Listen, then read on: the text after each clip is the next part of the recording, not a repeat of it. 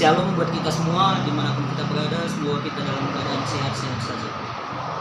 Di sini saya EDJ saya dari kelas 12 IPS Santo Fransiskus.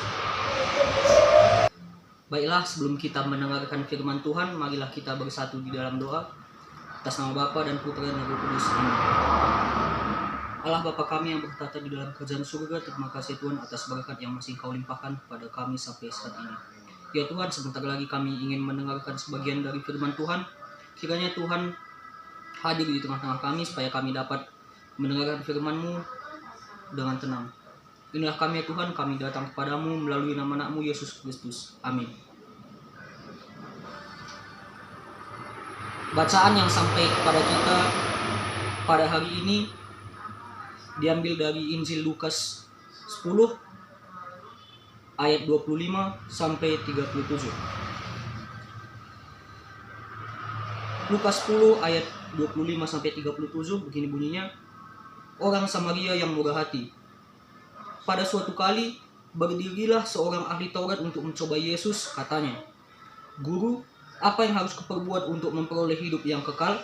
Jawab Yesus kepadanya, "Apa yang tertulis di dalam hukum Taurat? Apa yang kau baca di sana?" Jawab orang itu, "Kasihilah Tuhan Allahmu dengan segenap hatimu dan dengan segenap jiwamu dan dengan segenap kekuatanmu dan dengan segenap akal budimu. Dan kasihilah sesamamu manusia seperti dirimu sendiri." Kata Yesus kepadanya, "Jawabmu itu benar. Perbuatlah demikian, maka engkau akan hidup." Tetapi untuk membenarkan dirinya, orang itu berkata kepada Yesus, "Dan siapakah sesamaku manusia?" Jawab Yesus, "Adalah seorang yang turun dari Yerusalem ke Yeriko. Ia jatuh ke tangan penyamun-penyamun yang bukan saja melakukannya habis-habisan, tetapi yang juga memukulnya, dan yang sesudah itu ia meninggalkannya setengah mati. Kebetulan ada seorang imam turun melalui jalan itu. Ia melihat orang itu, tetapi ia melewatinya dari seberang jalan. Demikian juga seorang Lewi datang ke tempat itu.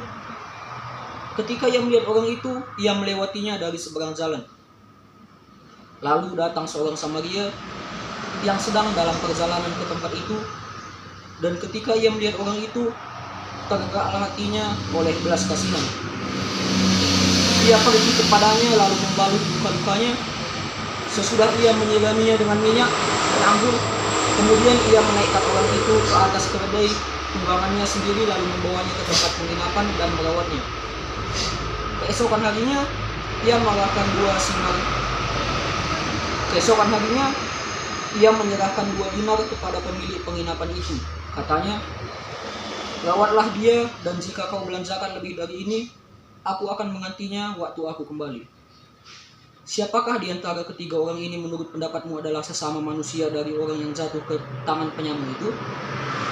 Jawab orang itu, "Orang yang telah menunjukkan belas kasihan kepadanya." Kata Yesus kepadanya, "Pergilah dan perbuatlah demikian." Baiklah teman-teman, pada hari ini telah kita dengarkan sebagian dari Injil Kristus mengenai orang Samaria yang murah hati yang diambil dari Lukas 10 ayat 25 sampai 37.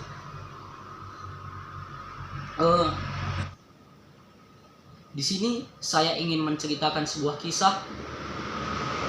Pada suatu hari di sebuah jalan yang ramai, ada seorang kakek-kakek yang berjualan minuman kepada orang-orang yang lewat dan juga pengemudi-pengemudi yang lewat. Tetapi pada hari itu tidak ada satupun yang membeli minuman yang dijual oleh kakek itu, padahal hari sangat panas dan kakek itu kelihatan sudah sangat lelah. Kemudian tanpa diduga, kakek tersebut tiba-tiba terjatuh ke tanah dan pingsan. Lalu ada seorang pemuda yang memberhentikan kendaraannya, kemudian melihat ke arah kakek itu sambil berteriak kepada orang yang ada di sana, "Lihat kakek itu, dia pingsan. Kenapa kalian tidak membantunya? Bantu cepat." Setelah berkata demikian, pemuda itu pun lantas pergi meninggalkan lokasi tersebut. Kemudian ada juga seorang gadis yang melihat tak jauh dari lokasi itu. dia pun berkata dalam hatinya, wah, kakek itu sangat kasihan, dia pasti sangat kelelahan sampai dia pingsan di tengah jalan seperti itu. Tetapi wanita itu juga tidak membantunya. Juga ada satu wanita lagi yang mendekati kakek itu, bukannya menolongnya, dia malah mengeluarkan handphonenya dan kemudian memvideokan kakek tersebut sambil mengatakan, lihat guys, ada kakek yang sedang pingsan di tengah jalan, doakan ya supaya kakek ini cepat sembuh dan baik-baik saja. Setelah berkata demikian, dia pun langsung pergi meninggalkan tempat itu. Dari ketiga orang yang telah lewat itu, tidak ada satupun yang mau membantu kakek itu. Ada yang hanya menyuruh orang lain untuk membantu, tetapi dia tidak membantu kakek itu. Dan yang paling parah lagi, ada yang malah memvideokan dan kemudian membagikan ke media sosial.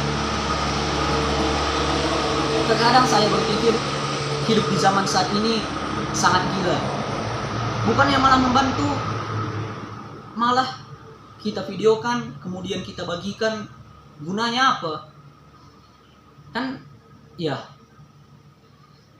daripada tadi kita divideokan kakek itu, alangkah lebih baiknya kita menolong kakek itu untuk membawa dia ke klinik atau ke puskesmas supaya kakek itu bisa terselamatkan. Nah, sampai di situ cerita saya.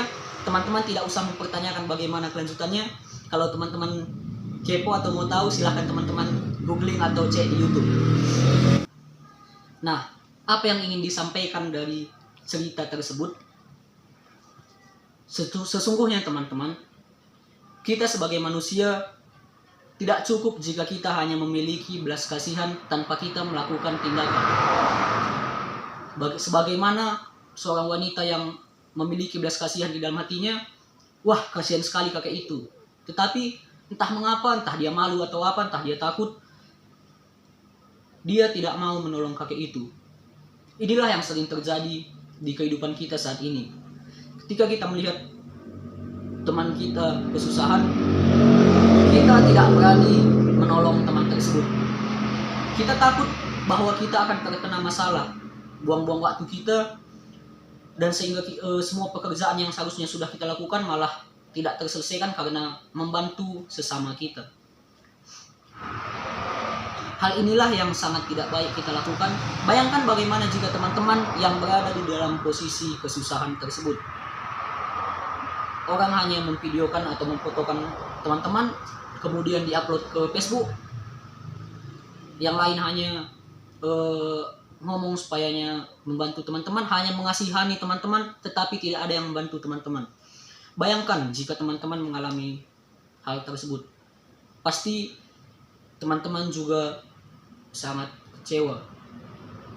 Sama halnya dengan bacaan kita tentang orang Samaria yang murah hati tadi, di mana ketika ada seorang ahli Taurat yang melewati orang yang kesusahan, dia hanya melewatinya.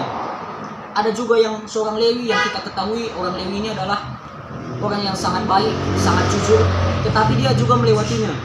Tetapi ada orang Samaria yang dianggap tidak baik, dia malah menolong manusia yang kesusahan itu. Jadi teman-teman, apa yang ingin saya sampaikan sepertinya sudah sangat jelas, yaitu supaya kita mau menolong sesama kita, jangan takut bahwa waktu kita terbuang. Dan ini kita juga memperingati atau merayakan pesta Santo Fransiskus dari Assisi. Santo Fransiskus dari Assisi lahir pada tanggal 5 Juli tahun 1181 atau 1182. Santo Fransiskus ini dikenal sebagai Santo pelindung hewan dan juga Santo pelindung lingkungan hidup. Santo Fransiskus wafat pada tanggal 3 Oktober yang kemudian dirayakan pestanya pada tanggal 4 Oktober oleh seluruh umat Katolik di dunia. Nah teman-teman, apa yang kita ambil dari cerita perjalanan hidup Santo Fransiskus? Di sini kita melihat bahwa Santo Fransiskus ini rela meninggalkan kekayaan yang ia miliki, ia rela meninggalkan kesenangan duniawi yang ia miliki demi satu tujuan, yaitu melayani Tuhan. Dia juga menjadi sahabat bagi hewan-hewan yang ia temui di dalam perjalanan. Dia juga menjadi santo yang dikatakan sebagai pecinta lingkungan karena dia sangat suka kebersihan. Jadi teman-teman, kita harus meneladani sikap Santo Fransiskus ini. Kita harus mau merawat lingkungan kita. Kita harus mau memelihara hewan-hewan yang sedang kelaparan. Meskipun kita tidak sanggup atau kita tidak mampu, setidaknya kita bisa menjaga kebersihan lingkungan kita. Demikian yang dapat saya sampaikan lewat renungan kita pada hari ini. Semoga apa yang saya sampaikan kepada teman-teman dapat teman-teman renungkan di dalam hati dan pikiran teman-teman, sehingga teman-teman dapat melakukan hal yang baik di dalam kehidupan kita semua. Amin.